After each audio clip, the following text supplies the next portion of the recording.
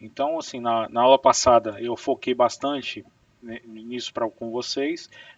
Fiz questão de não adentrar em questões físicas mesmo, que envolveria física quântica, que envolveria coisas mais complexas que está fora do nosso escopo aqui de atuação.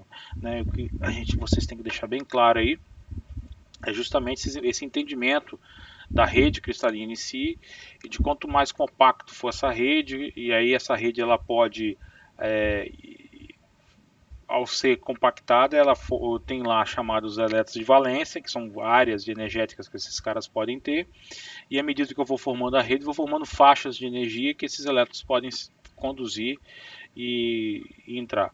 Nos casos dos condutores, eles são muito facilmente um elétron passa da banda de valência para a banda de condução. Basta que eu aplique, por exemplo, um campo externo sobre o condutor. Né? Estabeleça um campo externo sobre o condutor. Ao estabelecer esse campo externo, os elétrons começam a ter energia cinética e começam a viajar pelo condutor. Outra coisa que nós imaginávamos de forma errônea é que esses elétrons viajavam próximo da velocidade da luz nos condutores. Não viajam, viajam alguns metros por segundo, algumas polegadas por segundo, porque a rede cristalina ela atrapalha o movimento desses elétrons, ela atrapalha o movimento, e aí essa energia desses elétrons é dispersada ou em radiação luminosa ou em calor tá? Então, aí eu volto a falar novamente. Não, porque quando eu acendo a luz do interruptor ali, eu fecho o circuito, a luz estende, acende, Ô, professor, fala. professor, o senhor está compartilhando a tela? Não, eu estou conversando, Lucas. Você saiu à toa, né? Ah, tá. Eu estou só dando uma revisão da aula passada. Vou compartilhar aqui para você se sentir mais confortável, Lucas. Aqui. Nossa, tá travando também a voz um pouquinho para mim. É a sua internet, Aí eu filho. achei que tinha a ver. Ah, só pode. Uma porcaria também. Não, é normal, mas eu estou gravando também, não se preocupa não, que depois eu subo, tá? Pessoal, realmente a gente está com, nesses dias aí, a gente está com problema, flutuações sensíveis aí de flutuação sensíveis mesmo de qualidade de sinal aí. Bom, então, voltando aqui, agora eu perdi até onde eu estava. O Lucas me quebrou as pernas. Tá falando de rede cristalina. Ah, tá. No momento que eu fecho o circuito ali, por que a luz acende então instantaneamente?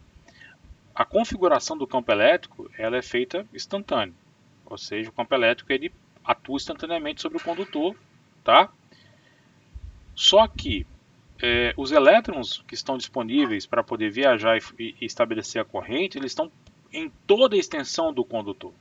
Mesmo que esses elétrons movimentem algumas polegadas por segundo, alguns metros por segundo, eu tenho elétrons distribuídos em toda a extensão do condutor. Uma vez que é estabelecida a configuração instantaneamente, os elétrons que estão mais próximos, por exemplo, dos terminais da lâmpada, eles já começam já a fluir para dentro ali do terminal da lâmpada. Então, exatamente naquele exemplo, quando eu tenho uma mangueira d'água, a mangueira já está cheia d'água, e aí eu abro a torneira. Já começa quase que simultaneamente, instantaneamente, jorrar água do outro lado. Agora, se a mangueira está seca, sem água nenhuma, e é uma mangueira longa, você já sabe que isso funciona. Eu abro a torneira, eu tenho que aguardar alguns instantes até a água sair do outro lado, ok? E no caso dos condutores, esses elétrons já estão ali por toda a extensão do condutor. E vimos também que quando um campo eletrostático é estabelecido, essas cargas livres para poder viajar pelo condutor vão estar na superfície do condutor e eu não vou ter campo dentro do condutor. Bom, isso nós vimos na aula passada. Nessa aula de Ô, hoje, professor, fala. o que define a velocidade com que essas cargas se movem dentro do condutor? É a rede cristalina.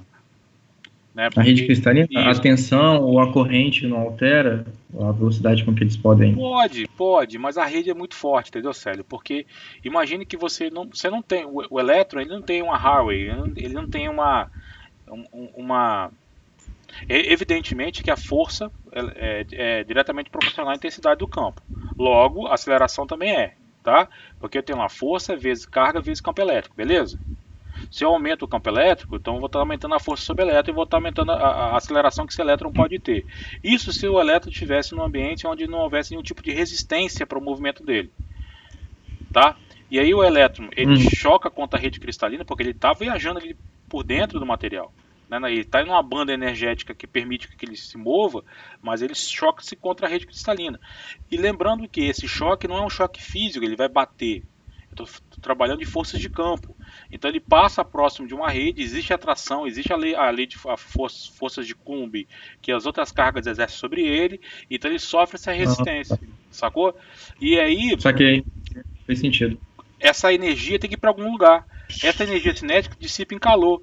A rede cristalina vibra mais ainda. Você está entendendo? Ah, por isso que ela acaba esquentando no final, né? E aí o material começa a perder as características dele. Então por isso que você tem que usar, por exemplo, aí vou usar um termo que vocês engenheiros eletricistas odeiam, amperagem maior, né? Horrível isso, né? Corrente. Corrente. Uma amperagem maior, eu uso um fio de bitola maior. Tendo uma bitola maior, tem uma área de dispersão, uma troca térmica melhor, então os elétrons aí diminui essa resistência para esse movimento, entendeu? Entendi. Mas por isso também que os supercondutores têm que estar tão frios, né? Também, porque nem tudo vira subcondutor. Na aula passada eu mostrei que, por exemplo, citei, né? Não mostrei, né? Que o cobre, por exemplo, ele não tem propriedade de supercondutividade a temperaturas muito baixas. Diferente, por exemplo, do alumínio que apresenta isso. Mas exatamente, quando eu estou diminuindo a temperatura, essa vibração da rede tenta se acomodar, mas existem outros fatores também, entendeu, Célio? Não só o fato da rede vibrar menos, tá? Existem outros fatores a nível quântico ali que facilita a supercondução. Beleza? Mais alguma dúvida, pessoal? Beleza, valeu. Bom, o que a gente vai conversar sobre hoje? Hoje a gente vai conversar sobre esses carinhas chamados de elétricos. Tá? O nosso objetivo é que a gente... Opa, cadê o comentário? A gente vai conversar sobre os dielétricos. O que vem a ser os dielétricos? Dielétricos são isolantes, tá? São materiais isolantes. Lembrando que material isolante é aquele que eu tenho a banda de valência, eu tenho a banda de condução e eu tenho a famosa zona proibida ou gap. Como os elétrons a nível quântico eles só podem ter energia suficiente para mudar de um estágio para outro, tem que ser quantas energéticas, ou seja, não é um pacotes de energia que façam com que ele suba, isso aqui é relativamente grande, na ordem de 6 elétron-volts, então para esse cara sair daqui para cá, ele tem que ter bastante energia para poder pular. Isso caracteriza os isolantes. Só que existem alguns materiais isolantes, pessoal, que eu posso polarizá-los. Eu não vou ter corrente neles. Eu vou polarizá-los. As moléculas que formam eles vão formar dipolos, que nós vimos lá no início do semestre. Esses dipolos podem ter pequenos movimentos e, ao ter esse pequeno movimento, eu posso armazenar energia elétrica no material, como se eu estivesse trabalhando com força elástica. Então esses caras, eles apresentam esse movimento, eu armazeno energia ali, uma vez que eu libero o campo, eles voltam e liberam essa energia, que seria uma forma de armazenamento de energia. Então hoje a gente vai ver os dielétricos, coisa rápida, simples. Na volta do recesso a gente vai começar a ver capacitores, capacitância, para poder introduzir esse conceito aí com vocês, tá? Então, um dielétrico em um campo elétrico, ele pode ser visto como um arranjo de dipolos elétricos, tá? Microscópicos no espaço livre e que são compostos por cargas positivas e negativas cujos centros não são coincidentes desses caras, tá? Os dielétricos são meios isolantes que sofrem polarização ao serem sujeitos a grande intensidade de campo elétrico. Então eu vou imaginar que o dielétrico ele vai ser formado por inúmeros milhares de dipolos microscópicos como esse, né? Na realidade é um arranjo ali das moléculas que formam esse cara. Então eu estabeleço um campo elétrico, mas já podem começar a associar aqui placas de um capacitor e um meio dielétrico entre essas placas, tá? Essas cargas não são cargas livres, são cargas ligadas, tá? Um termo que a gente vai usar é o bound, tá? Cargas ligadas. Cargas ligadas, elas são cargas que vão estar ligadas à estrutura e elas não estão livres, ou seja, não existe o processo de condução, não se estabelece corrente, nem de convecção, não tem corrente nesses caras. São cargas que eu vou polarizar o material, mas eu não vou ter corrente nesse material, tá? Em que eles são ligados então? São ligados por forças atômicas e moleculares. O que acontece no fundo é que eu vou ter, por exemplo, um dipolo numa posição, apliquei o campo, esse dipolo passa a ter uma outra posição. Aqui está o eixo do dipolo, tá? Ele passa a ter uma leve inclinação. Por quê? Porque é como se fosse um vento mesmo passando pela uma força que está sendo aplicada, e o dipolo ele polariza.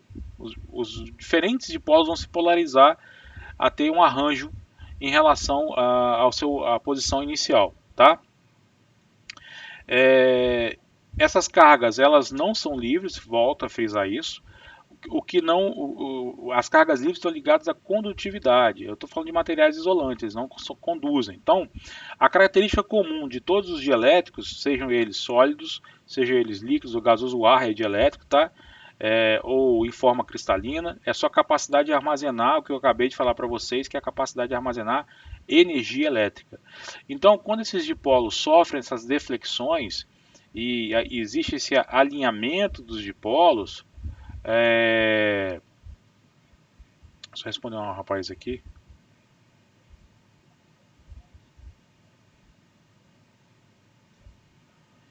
Então, quando esses dipolos sofrem esses alinhamentos, eles acabam apresentando eles armazenam energia elétrica. Ao armazenar energia elétrica, eu posso usar essa energia depois, tá? Bom, esse armazenamento se faz pelo deslocamento das posições relativas dessas cargas ligadas, seja a carga ligada positiva e a carga ligada negativa, tá? Para isso tem que ter energia, então eu tenho as forças atômicas e moleculares ali atuando no material. Eu tento ordenar esses microdipolos. Para ordenar, eu vou realizar um trabalho, e realizando o trabalho, eu estou dando energia. E aí, estou armazenando energia dentro desse microdipolo. Por quê? De vez em quando está ficando o Oi? áudio. De vez em quando está ficando mudo aí. Acho que é para todo mundo, cara. Não, pode ser questão de link mesmo, mas eu Uns 10 segundos. mas eu tô gravando também, depois eu subo para vocês lá, tá? Pode ser o link que tá ruim. Porque o de vocês também tá ruim para mim, tá? Vou dar uma olhada aqui, ó, como é que tá a minha taxa de upload.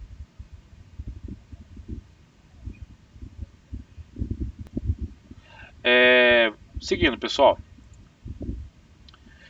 Bom, o deslocamento contra essas forças aí parece muito com aquelas famosas forças elásticas. Vocês já viram lá quando nós estávamos trabalhando com molas, lembram lá em Física 1? Né, quando eu comprimo a mola, quando eu estendo a mola, eu crio lá a energia potencial de mola. A mesma coisa que é feito, né? Se eu aplico um campo, ele ocasiona um deslocamento nesses dipolos, um alinhamento nos dipolos, eu estou armazenando energia potencial ali. Porque no momento que esse campo deixa de existir, os dipolos voltam para as configurações originais deles. Ao retornar às configurações originais, eles liberam energia. Tá? Então eu quero na realidade armazenar energia nesse meio. Bom, moléculas polares eles apresentam um deslocamento permanente, tá, entre o centro de gravidade das cargas positivas e das cargas negativas, tá? Os dipolos no interior, dentro de um material desse, eles vão ter sempre uma maneira aleatória, eles vão estar armazenando, vão estar lá espalhados, organizados de forma aleatória, tá?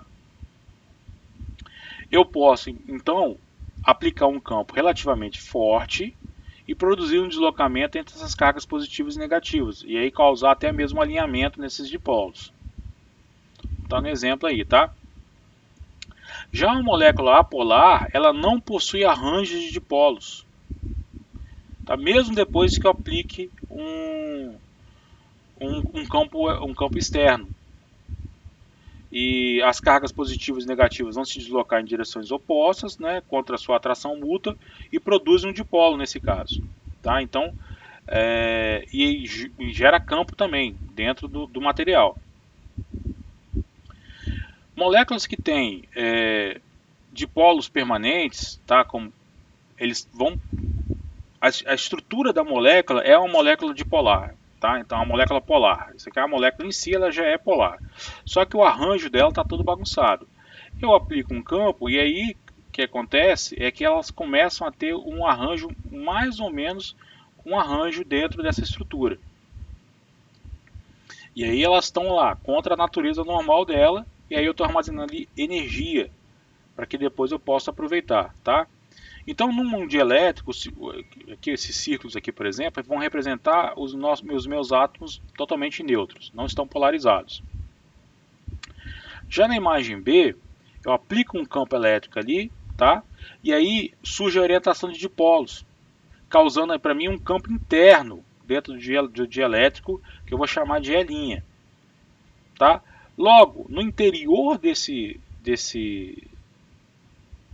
material, eu vou ter um campo resultante elétrico E, que vai ser a soma vetorial do campo externo e do campo interno.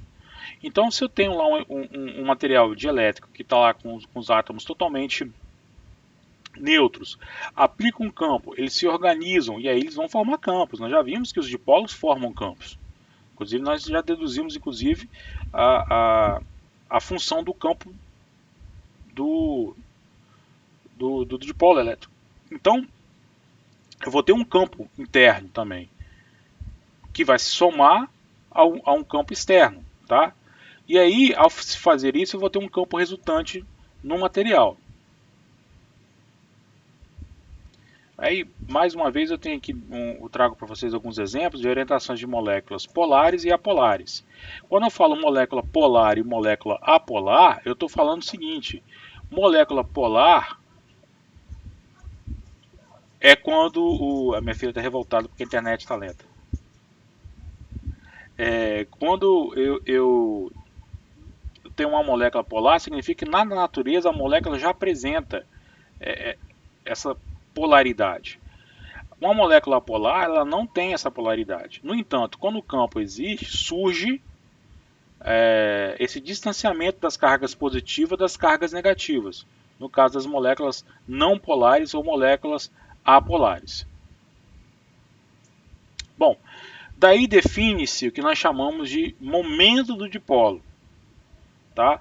Nós já vimos isso quando nós vimos a questão do dipolo 2D ou 3D, que o momento do dipolo é a carga do dipolo vezes a distância entre as duas cargas que formam o dipolo. Lembrando que quando eu tiver algo parecido com isso, vou ter aqui um vetor, tá, que caracteriza essa distância, ok? Logo, isso é dado Coulomb por metro, e aí definimos como sendo a polarização tem a ver com material, como sendo a soma de todos esses momentos de dipolos dividido pelo volume do material. Logo, a polarização é Coulomb por metro cúbico. E é dado por essa expressão que está aí. Então, pessoal, eu tenho o movimento, eu tenho o dipolo e tem a polarização. A polarização também é um vetor, mas na realidade é a soma de todos o momento dipolar de todos os dipolos que formam o material dividido pelo volume. Tá? No limite que esse volume vai a zero, então eu tenho aí essa definição da polarização do material. Vamos lá. Se eu tiver uma carga total, a carga total QT envolvida por uma superfície S, né, como sendo a soma das cargas ligadas, QB, mais as chamadas cargas livres. Então, eu tenho aqui que a carga total do material é isso aqui. Lembrando que carga ligada são aquelas cargas que estão ligadas lá às moléculas. Tá? As cargas livres é dada por essa integral baseada ali na lei de Coulomb. mas também pode ser obtido pela integral tripla de volume da densidade de cargas livres. Ok? A carga total, e nós já sabemos pela lei de Coulomb, pela lei de Gauss, pode ser dada também por essa integral de superfície fechada, né? Que também pode ser dada pela integral volumétrica da densidade de cargas totais.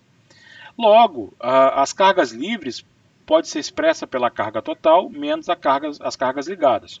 Logo, eu vou ter essa expressão para o que nós chamamos de carga livres, tá? Só que a carga livre também pode ser dado pela essa integral tripla aqui, ó, tá? Densidade volumétrica. Daí, pessoal, nós lembra a definição de densidade de campo elétrico, ε0 vezes o campo. Eu passo isso aqui, se a gente for comparar com o que nós vimos lá na lei de Gauss, esse aqui seria exatamente o vetor densidade de campo elétrico. Só que aqui surge mais um fator. Isso lá quando eu apresentei isso para vocês, diz que essa relação aqui só é válida no espaço livre. Quando eu vou para materiais, ou seja, quando eu vou para meios que não é o espaço livre, eu tenho que introduzir um outro fator na expressão da densidade de campo elétrico, que é a polarização do meio. Ok? Então eu preciso dessa polarização para trabalhar com a densidade de campo elétrico. Quando você olha esse cara solto, como nós olhamos lá no espaço livre, não faz muita noção a definição dessa grandeza física, densidade de campo elétrico. Pô, para que eu vou pegar o campo elétrico e multiplicar por ε0? Quando a gente vai para meios, que não é o espaço livre mais, ele passa a ter noção. Na realidade, ele não é apenas o ε0 vezes o campo elétrico, mas a polarização do meio. Se eu estou no espaço livre, esse vetor polarização é zero, então reduz aquela expressão que nós já estamos acostumados, que é a primeira parte dela.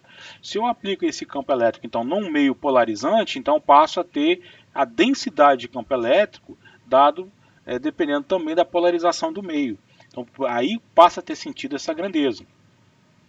Se a gente fizer todo aquele trabalho novamente, utilizando lá o teorema da divergência de Gauss, etc., a gente vai chegar na definição que o divergente da polarização é menos a densidade de cargas ligadas, que o divergente do ε0e é menos a densidade de cargas totais, e que o divergente da densidade de campo é a densidade de cargas livres. Olha que interessante, mudou bastante algumas definições. Quando você vê a definição de densidade de campo elétrico, que é o vetor D, inicialmente ele não faz muito sentido, mas faz sentido quando eu aplico ele no meio. Então, o que eu estou mensurando ali? Eu estou mensurando a densidade que o campo está causando naquele meio, frente à polarização que esse campo externo está causando também no meio. E aí sim, quando eu calculo o divergente desse campo, eu tenho a densidade de cargas livres no meio.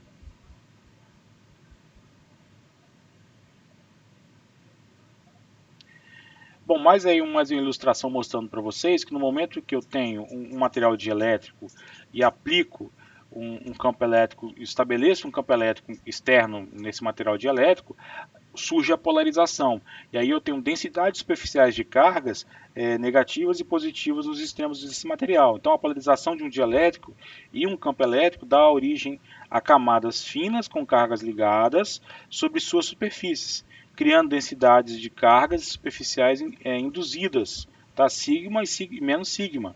As dimensões das moléculas vão estar exageradas para poder ficar de forma mais clara, para poder entender isso aí. Tá? Mas isso só acontece porque existe um campo externo sendo aplicado. No momento que eu retiro esse campo, essa característica some imediatamente. Aí eu trouxe para vocês aí uma tabela, só para vocês terem ideia, das permissividades relativas e a permissividade do material, tá, gente? Só de alguns materiais aí, a gente vai entender um pouquinho de permissividade relativa daqui a pouco, né? Isso compõe a questão dos meios, tá? A gente vai entender isso aí mais a fundo daqui a pouco. A condutividade é outra grandeza que a gente vai definir daqui a pouco também, mas é interessante vocês verem os principais materiais que nós temos. Repare a condutividade do grafite, né? 7 vezes 10 a quarta Siemens. É uma condutividade boa, muito boa, né? Um dos materiais assim. E aí você tem aqui do lado cobre, alumínio, 10 a sétima aqui, ó, bronze, 10 a sétima também, tudo na ordem 10 a sétima, tá?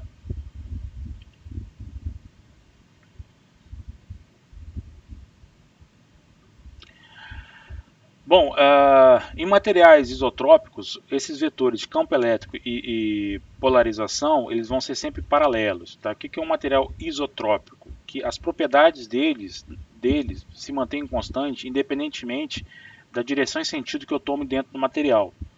Então, ou seja, de qualquer direção e sentido que eu tome dentro do material, eu sempre vou ver as mesmas propriedades. Já materiais anisotrópicos, não. Eu dependo da direção e do sentido. Eu vou ter um comportamento dos campos, mas se eu for em outra direção e sentido dentro do material, eu vou ter outro comportamento. Tá? E aí são chamados materiais anisotrópicos. Já os materiais ferroelétricos, essa relação entre E e P não é linear. E ele apresenta efeito de histereses, como a gente vai ver depois lá na parte de magnetismo. O material começa a ter histórico do que está acontecendo. Tá? Ou seja, uma vez que eu polarizo o material, ele vai apresentar, mesmo depois que eu tire o campo, ele vai apresentar uma polarização residual. Ok? Isso aí é interessante, né? Vocês já provavelmente já se depararam com materiais ferroelétricos por aí.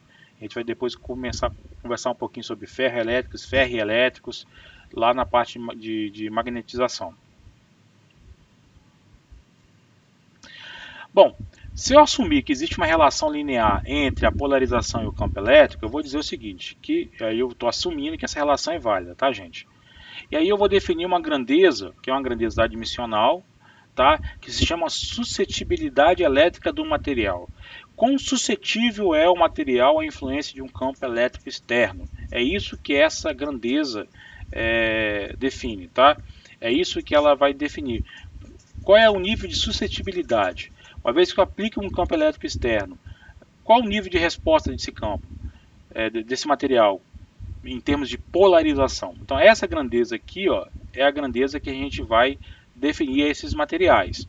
Pegando essa expressão aqui e substituindo ali o P, e colocando em evidência o E_0, eu vou ter agora essa outra constante aqui.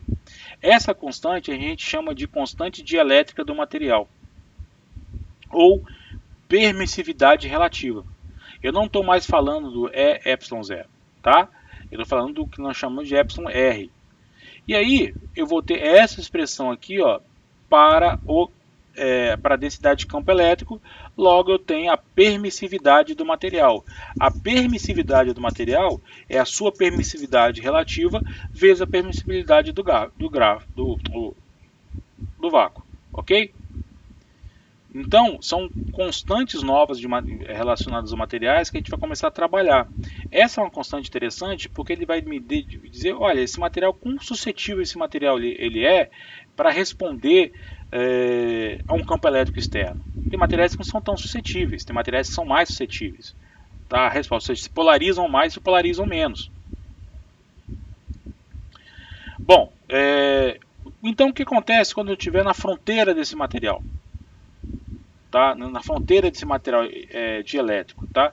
Então eu vou ter duas constantes dielétricas diferentes. Eu estou aqui em cima, estou aqui na fronteira, olha. Então eu estou na parte de dentro e na parte de fora. Então vou ter uma difração aqui, provavelmente. E aí a gente vai mais uma vez utilizar a lei de Gauss para poder ver como é que o comportamento desses componentes normais e tangenciais dos campos aqui na fronteira do material dielétrico. Bom, em relação aos componentes tangenciais dos campos elétricos, elas vão ser iguais, tá? Tanto na parte de cima ou, digamos, na parte de baixo. Logo, trabalhando um pouquinho aquelas expressões do D, eu chego nessa relação aqui, ó. Isso aqui é a permissividade do dielétrico 1 e o dielétrico 2. Eu tenho dois dielétricos, tá, gente? Isso é interessante porque depois a gente vai começar a montar capacitores com dielétricos diferentes. Então aqui eu tenho um dielétrico na parte de baixo e um dielétrico na parte de cima. Como é que o campo se comporta, tá? Passando de um dielétrico para o outro. E aí eu vou ter uma densidade de campo de um dielétrico e uma densidade de campo de outro dielétrico. A relação entre eles dois é a razão entre as duas permissividades elétricas. Agora, nas componentes normais, e aí ó, quando aplica a lei de Gauss lá, é zero, porque não tem carga lá dentro da superfície. Logo, essas componentes normais vão ser dadas por essa diferença entre as duas densidades de campo, que vai ser justamente a densidade superficial de carga disponível ali dentro. Então, se nenhuma carga livre estiver disponível no interior desses dielétricos, que são os dielétricos perfeitos, então as componentes normais são iguais. Isso vai ser interessante porque depois que eu vou quando eu empilhar capacitor e aplicar o campo aqui nesse sentido, qual que é a capacitância que eu vou obter? Ou se eu botar os capacitores assim e o campo estiver assim, ou o campo estiver assim, qual que vai ser a capacitância? Certamente vocês lembram da parte de circuitos, estão lembrados? Soma de dois capacitores, capacitores em paralelo, capacitores em série. Dali a gente vai, utilizando essa definição, a gente vai chegar naquelas regras que vocês viram lá nas aulas de circuitos, tá? Física 3 também. Por que eu somo o inverso da soma ou não, etc e tal? O inverso da capacitância, a soma dos inversos das capacitâncias, simplesmente somar as capacitâncias. Vocês estão em série, vocês estão em paralelos. Isso aí vai ser. Essas relações são oriundas exatamente dessa análise de fronteira. Bom, se a gente for trabalhar com aqueles ângulos aqui em cima, ó, a relação entre esses ângulos aqui, ó, que o vetor campo elétrico sofre ao mudar de um dielétrico para o outro, a gente chega nessa definição aqui, ó, que a razão entre as tangentes dos dois ângulos é a razão também entre as permissividades elétricas. Tá? Isso é interessante porque reparem que isso aqui é algo que vai voltar, vira e mexe, vai voltar para a gente, tá? Quando a gente for trabalhar com empilhamento de dielétricos aí para montar capacitores. Essa é a razão entre as permissividades. E aí, a gente chega na expressão da densidade de campo elétrico e do campo elétrico entre dois dielétricos. Então, ou seja, dado um campo no primeiro dielétrico, qual que é a intensidade do campo no segundo dielétrico? É dado por essa expressão. Só que aqui eu tenho que saber esses ângulos aqui, tá? que é aquele ângulo de refração ali que o campo sofre ao passar de um dielétrico para o outro. Tá? Lógico que eu posso trabalhar um pouco com essa relação aqui, mas de qualquer forma eu preciso ter esse ângulo para poder chegar nessa expressão. Tá? Isso aí, em condições de fronteira, ou seja, entre os dois dielétricos, qual é o comportamento dos campos e da densidade de campo elétrico entre esses dois caras. Tá? Isso assim vai ser, principalmente essas relações aqui, a gente vai trabalhar a partir da próxima aula, quando a gente começar a ver capacitância e capacitores em série, capacitores em paralelo. São relações que vocês já conhecem, ou deveriam conhecer até o momento. Ok, pessoal?